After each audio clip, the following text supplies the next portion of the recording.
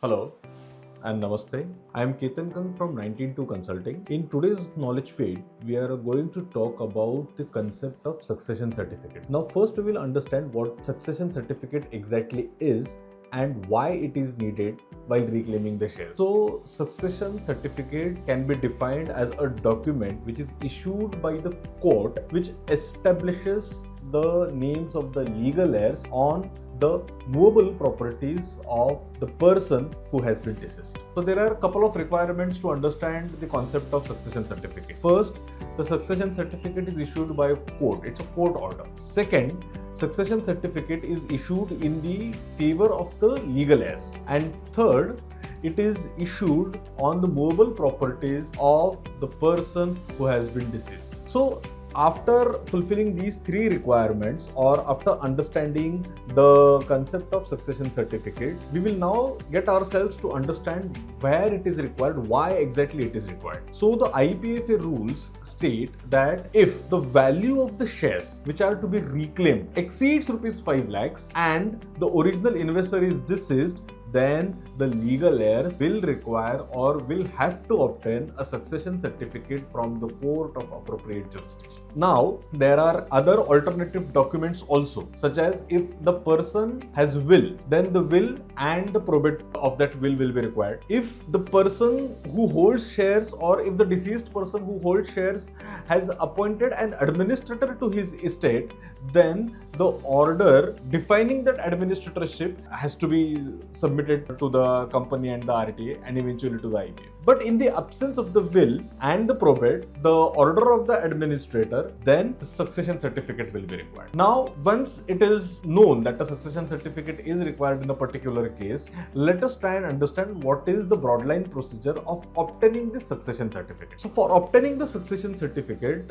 the claimant to the shares, who is the legal heir. So, in this knowledge field, we will be interchanging the concepts of claimant and the legal heirs because both are one and the same. So, the claimant or the legal heir has to apply to the court of appropriate jurisdiction for obtaining the succession certificate. Now, what are the courts of appropriate jurisdiction? The primary benchmark rule for ascertaining the jurisdiction of the court is the place where the death has occurred. There are other legal parameters also to ascertain the jurisdiction of the court where the succession certificate has to be applied, but currently we will keep it simple to the place where the death has occurred. So even if the company whose shares are held in city X, and if the person who holds the shares has deceased or was residing during the time of his death in city Y, then the courts having jurisdiction on city Y shall have the right or shall be entitled to issue the succession certificate, and there itself the application has to be made. So the application has to be made in the courts of appropriate jurisdiction for obtaining the succession certificate, and this court has to be in the place or should have the jurisdiction over the city or the place where the death has occurred.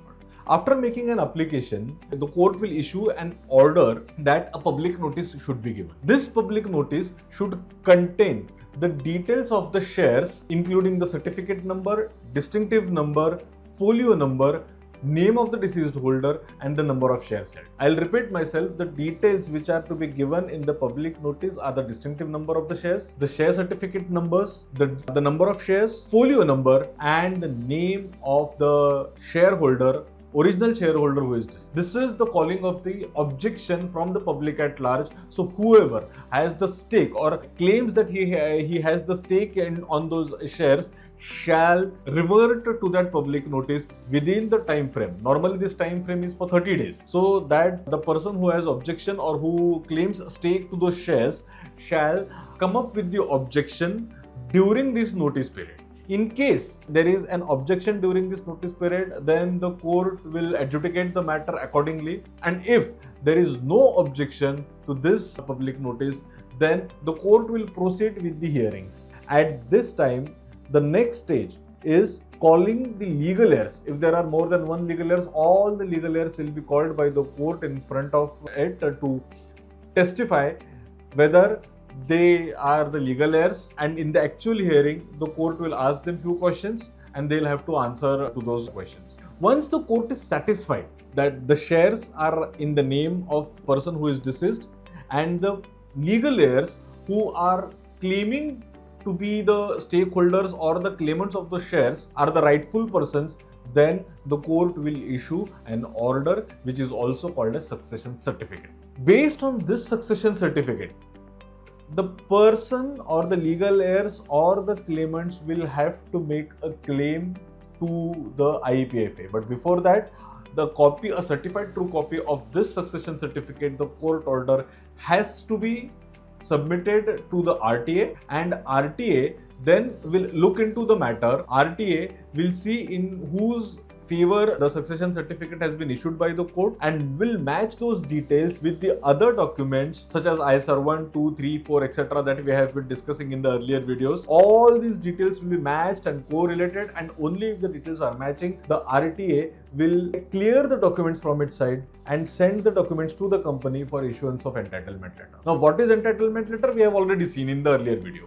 But I'll repeat, if the value of the claim exceeds rupees 5 lakhs, the original shareholder is deceased, then the shares will be transmitted only if the succession certificate is available. There are other documents also, so there should be a will. In case a person wants to bypass himself or herself from getting the succession certificate, then he or she should obtain a will. So, if the shareholder is deceased and there is absence of will or any administrative order or the executor order by the court, then succession certificate will be required. There are certain things which investors will have to take care of. Very important of that is the application for the succession certificate has to be made in the court of appropriate jurisdiction. It will take around 8 to 10 months to get the succession certificate. So this is based on this time is average time I am stating over here. Depending on the loads that the court have at that point of time, the timeline may vary.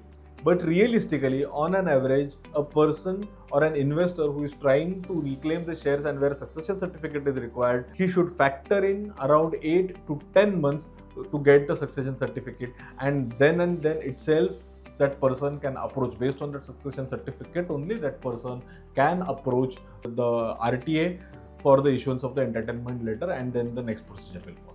Should you have any query related to succession certificate or the obtaining of the succession certificate, you can feel free to reach out to us. You may reach out to us by marking your comment in the comment section of this video, or you can also write to us on info@nineteenTwo.in. We will be all the more happy to help. Till then, this is Ketan Kang signing off. Thank you very much.